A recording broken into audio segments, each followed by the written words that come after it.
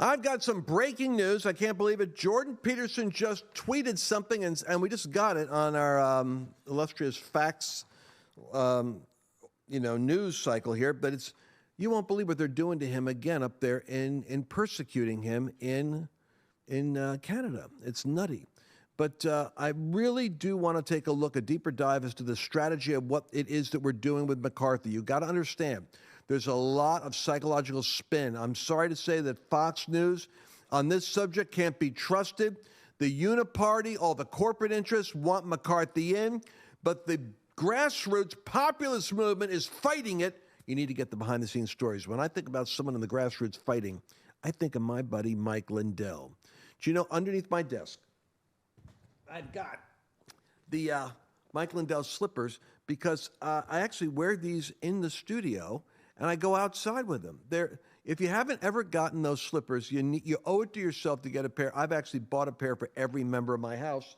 And the other side of this is, for you that have children and grandchildren, listen, man, you don't want to miss the fact that he's got these beautiful, colorful little Mike Lindell pillows. And I make fun of him a lot because I think his traumatizing story with the whale and everything, most kids don't even notice that, but the scriptures on the back and the Bible stories on the front. And the reason I bring that up, along with the dog pillow. Now, this is one that Mercedes introduced me to. This is the reversible doggy pillow, which I think is really indulgent, how people are indulging their You should give puppies. it to Remy. I actually should bring it home for my puppy, my dog, my son's dog. But what I'm trying to say to you is, you go to mypillow.com and use the promo code Lance because Mike Lindell is our patriot, and he is the one entrepreneur I support year in and year out. For all the hell they put him through, this man is taking care of you, taking care of me, and I would walk a mile in his slippers any day. Let's go into the program.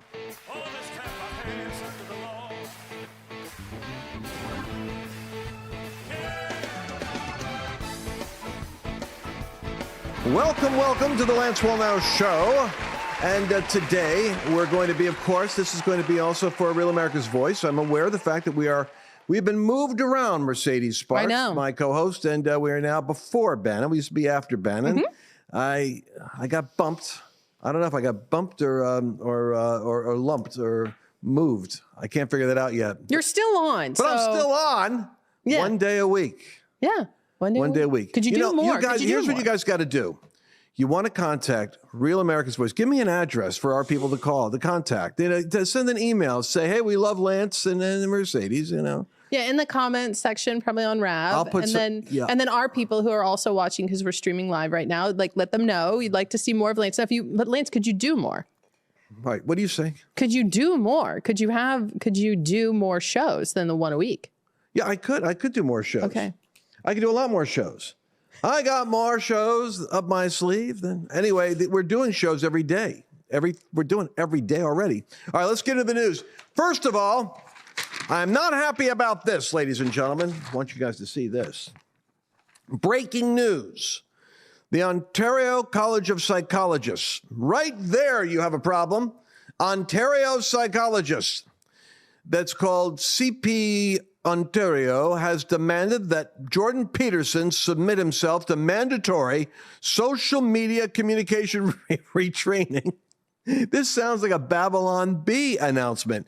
Jordan Peterson is saying that he has been demanded to submit to mandatory social media communication retraining with their experts. I'm sure the College of Psychologists are going to educate Jordan Peterson. They could be in his class, actually, but they're going to educate him for, among other crimes, daring to retweet Pierre Poilievre, Poilievre. Would you check that out for me, Mercedes?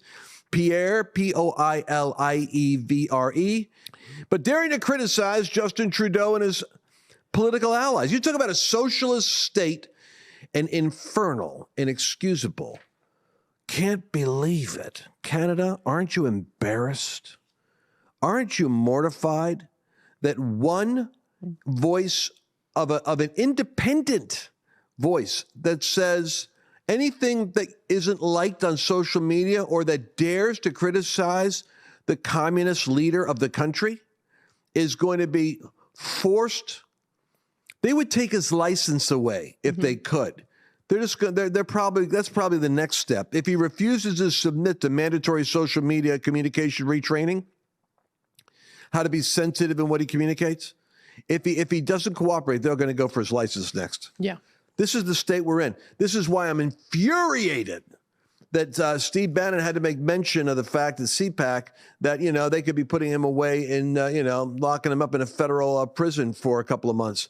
What kind of imbecile? You want to talk about?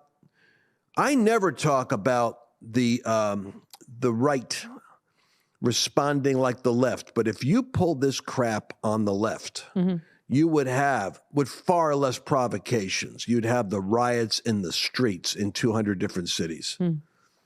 And so, folks, but don't think that there isn't a cool kind of burning sense of injustice and a capacity for revenge on this system that is shutting down the voices and threatening the livelihoods and lives of innocent Americans and Canadians because they're standing up for traditional Western values such as freedom of speech. We're watching the collapse. And the only remedy, they're going to back into it eventually, is going to be when religion itself pushes back, because they're cutting away all the other strata down to the only area that the Defense of Marriage Act, the only place where there's any safety is where it surrounds the sanctuary and the church and the clergy. So the clergy is going to have to be the one that recovers all the lost ground. We're going to have a great awakening, push the envelope, and perhaps we're going to have to be as brave as Bannon and others and endure the wrath of the system. Anyway, that's my feedback, because I just got that breaking news and it's right now in the thread. So I wanted to have that out there. Now, but there is, on a more cheery note, there's opportunity developing out there in great ways. And it's economic opportunity. And I want you to focus on this, because the danger of being in tune with what's going on is that you have more reasons for meltdowns, because you see the injustice, you see the lost ground, you see the stupidity of the psychology of collective decision-making all over the place. I'm going to go in a second to what's happening with the Republicans right now, because I don't even think I've talked to Mercedes about what's going on with McCarthy and that stuff. And for you that are live, there's a lot of people asking about that in the comments right now. I'm going to tell you exactly what's happening. But I could go there now, or do you want to go to the bot breakthrough, the AI? You go where you want to go, and then we can come back to the tech breakthrough. All right, we're going to come back to the tech breakthrough. What's happening you need to know about. What's going on, you got to make sure you're getting your information clear. Please, you that are listening to me by way of the internet, you 703 that are out there now, please share this broadcast. We've got to get to like 1,400 if you're on a podcast. I want you to like and subscribe and give us a 5-star rating on the podcast. That's how we're going to be able to reach more people if we have a high rating. Now listen, what's happening right now is this is the carryover of the Tea Party movement back in 2008, 9, and 10. And in 2010, the Tea Party movement started the populist base, which became the MAGA base that got behind Donald Trump. Remember this, please. Donald Trump did not create a movement.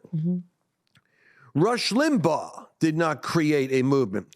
Rush Limbaugh became a voice that resonated with the movement. Donald Trump became a politician that resonated with the movement. The frequency, the vibe was such that the movement empowered these kinds of people to be the forward voices for what they were representing. The populist, nationalist pushback on the uniparty, the Republican-Democrat insider game that sometimes gets broken up into Republican versus Democrat, but we that are smart know there's only a handful of Republicans that are actually looking out for the nation. The rest of them talk like they're looking out for the nation, and then they collapse when they get inside the Beltway and they bow their knee to Baal and their future careers and their own pockets. We've got about 5 or 6 right now that have held out the vote on McCarthy. They are the carryover of the populist pushback Tea Party movement. You're hearing them vilified by the Karl Roves and the Fox Newses and the Brian Kilmeades, and of course you're hearing it even from Newt Gingrich. And these are all guys that on another subject, on another day, I might even quote them. But here's the weakness of what they're doing. They see this as though Matt Gaetz and Boebert and the various other ones are narcissistically just trying to steal the limelight and get the focus on them. Nothing could be further from the truth. But I'm going to tell you exactly what's happening. They have presented to McCarthy certain conditions upon which he could get their vote. And part of the conditions is we will never have another omnibus, stupid omnibus, or inflation reduction, or infrastructure bill that McConnell and those goofball uniparty compromising senators and congressmen will do to multiply $4 to $7 trillion worth of debt that will destroy this country. It's being done by people that are saying that they're fighting for fiscal responsibility, but all these packages of 4,000 pages that nobody read, they're done in a certain off-location committee environment. And the one committee that controls access to that process would be the Rules Committee. And what our conservative holdouts with McCarthy have said is, we're not interested in you being our token guy fighting back on the border. And what's the guy, Makovsky or whatever his name is in charge of the border? Impeaching him, that's symbolic, that's theater. None of that stuff is really important if we don't get a hold of the party apparatus that frames and shapes the laws that are voted on. Then all we are is window dressing, and all we are is a voice. They're literally fighting Mercedes to be able to restructure the way deal flow is done in Congress so that the populist base of people have their voice felt through the handful of courageous legislators who are saying these bills are pork deals made by the uniparty. We were going to stick a spike into that tire and deflate it.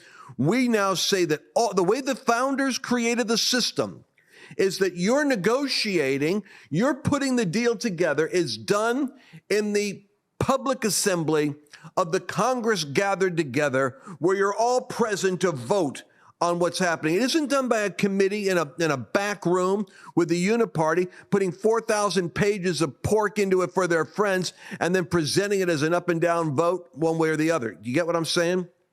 These guys, and they're calling it the cartel.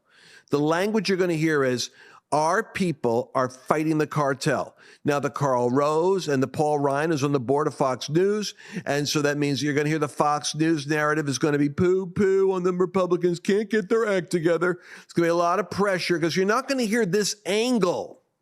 You're going to hear other stories, but the story you got to hear is not that you've got a handful of holdout narcissists that want to have media attention. You're finding there's a handful that will not compromise and give McCarthy the vote unless the rules change and how the deals are done in Washington so that the people in the populist MAGA movement have their voice finally heard. This is our last shot at doing that, by the way. This is the first time in 100 years a speaker has not been chosen in a first ballot round of votes. Now we're on the third. McCarthy's lost for the third time as of right now. And so it's just fascinating. It's fascinating to see essentially the Republican Party try to redefine what it is in 2023. Yeah, because you know, and let's face it, this fight that we're in right now, and then I'm going to wrap it up with this thought. This fight that we're in right now is the fight between the swamp Republicans, who are a uniparty, who tolerate the MAGA extremists, who are relieved to see Trump at Mar-a-Lago and worry about him coming back on the ticket for them to have to support. In other words, it's the battle we need between the real grassroots representatives of a movement to change America, to quit playing games with the houses on fire, folks, that we need to have people that are going to actually represent the will of the people that are putting these people in office. And so even the adversity of this process, is causing a necessary confrontation. And I can predict the same thing's going to happen in the church world. It'll be a little bit longer coming. It'll be more polite. It'll have a few more skirmishes before it goes into open disruption. But there are people that really want to play status quo. And then there are people that recognize the status quo is a trajectory towards a crash. We're not going to let our children be on board that status quo. We're going to disrupt the status quo. And so you're going to see that division. Now, these guys that are pushing against McCarthy are the holy disruptors. They are the manifestation of your answered prayers. So pray that they succeed. Jim Jordan would be superior to McCarthy. We'll see. We got a great guy in Texas. There's a couple of other candidates that I think might have more of the heart of the constituency and the Tea Party movement than McCarthy, who is a creature of the machine. Well, Jim's the one that's picking up all the different votes. And so is Jim picking up the votes? Yes, I was just reading about it while you were talking. Just, yeah, he keeps nabbing votes every time they have a revote. And so it's going to be really interesting to see. Well, that's how Lincoln came on the scene. He came through the second and third ballot of revotes that Lincoln ended up being prevailing. Really? He was what you call the dark horse candidate, so he got elected. I didn't know that. Fascinating. So yes, I'm telling you, this is an exciting time, and I would much rather have a Jim Jordan than a Kevin McCarthy, because I'm tired of losing. I'm tired of these weak Republicans, and I'd be great to have somebody there that actually has sound bites that represent what I think our shared worldview is, and really a majority of America: balanced budget, responsible spending. Give me a break. I mean, that's a lot of America right now, looking at the House and the Senate and the rampant government spending, saying enough. So it'd be awesome to have somebody that represents that. Well, on another note, and an important note that I want to specify, I've been looking at a trend in artificial intelligence, and I've heard Elon talking about it. And the whole thing with the Neuralink, for those of you that are freaked out about it, is he's saying that artificial intelligence is getting to the point where it can be self-taught, and once it gets self-taught, it's superior to us. And it can actually be unmanageable. So his whole thing with Neuralink is just found this out. It's trying to get the human brain to be a step ahead of AI, so that it can maintain a programmer's advantage. Yeah. So you guys, isn't it funny how art imitates life? Like the whole thing with Terminator was the idea that Skylab or Skynet. Yeah, not Skylab. Those are other people. Skynet. That the artificial intelligence would suddenly go to war against mankind because it perceived us as the threat that was making them extinct. Yeah. And that's where the Terminators took over and stuff. It's war against a machine. But it's interesting because these scenarios make some sense when you think about it.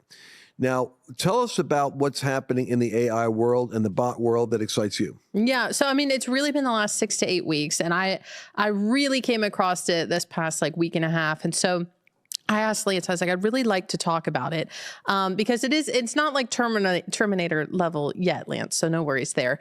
But it is life-changing. I mean, looking at this technology, and I'm going to explain a handful of things that this can do, but it's called ChatGPT, and it's on OpenAI, and anybody can try it. You go do this for free, and it's essentially a chat bot, but it is the equivalent of this technology, in my opinion, is the equivalent of cell phones entering the market, or the internet entering the market, or cars entering the market. Like, we can remember life before cell phones, and we can remember life after cell phones. In the next few months, you will remember life before AI and after AI. And so I know it can sound scary, but I want to give you some scenarios that this technology can do right now for you, the ways that people are using it.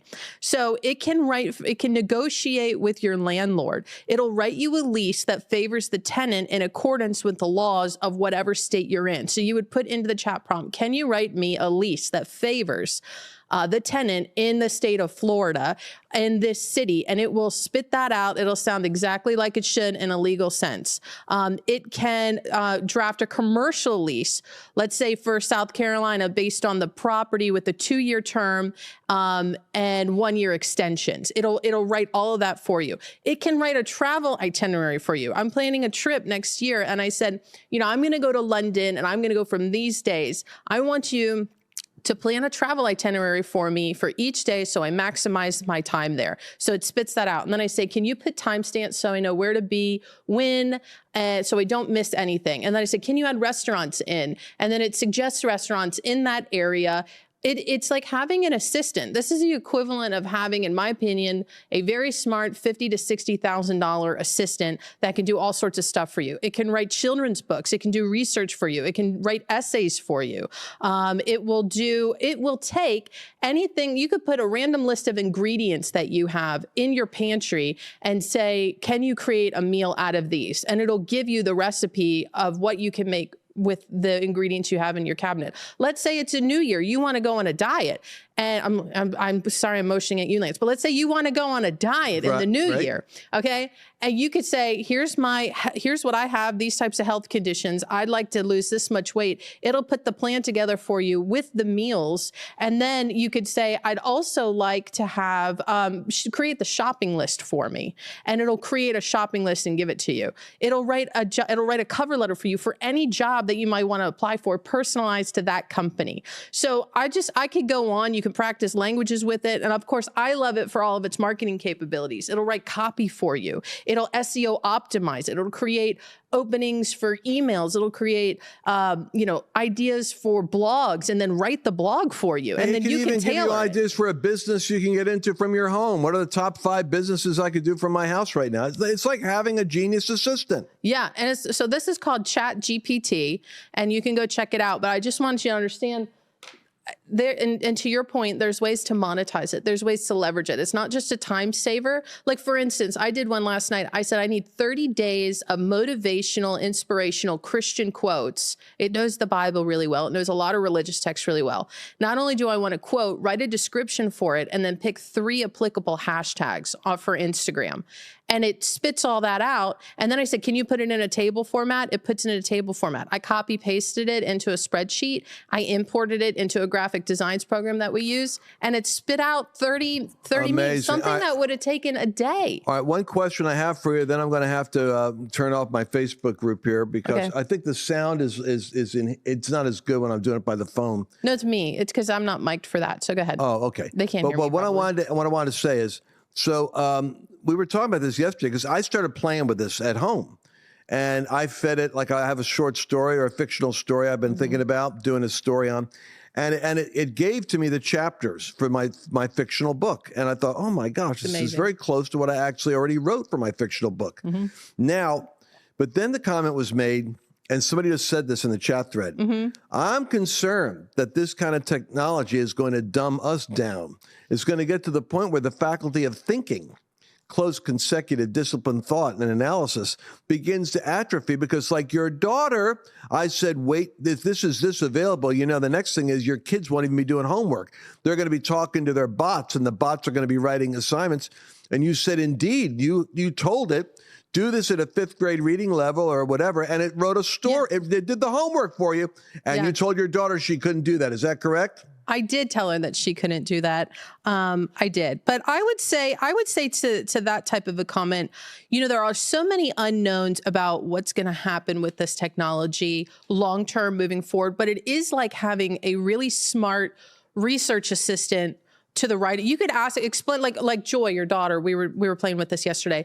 Explain string theory to me like I'm a 9th grader. And it'll take a very complex topic and then make it understandable for any type of age group. So I think it could be very beneficial. I also think, and there's so many people who've been talking about this is going to displace jobs and also automation. Like we have automation that's coming. There's a first McDonald's in Fort Worth that's completely robotic in terms of interacting with people. You don't have to interact with people. This is what's coming. So there's a whole other broadcast we should really do and talk about, Lance, in terms of what should people be looking at? What industry should we be looking at moving into long-term? Because what computers can't do is innovate. What computers can't do is create. What they can't do is empathize. I mean, there are certain human characteristics that only we can do.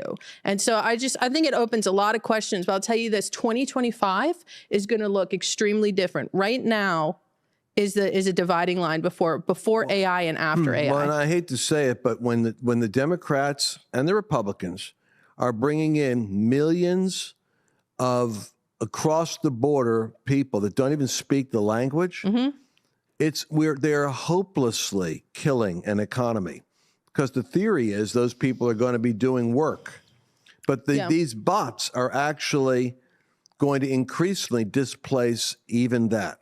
Well, I think we do not train children correctly either in America. We teach them how to trade their time in school. They sit, they learn. I mean, we're training children like we did when we used to have American factories. What we're not teaching is critical thinking, decision-making processes. That is really the future. And data analysis, those types of skills are the future. And what I think is long-term job security.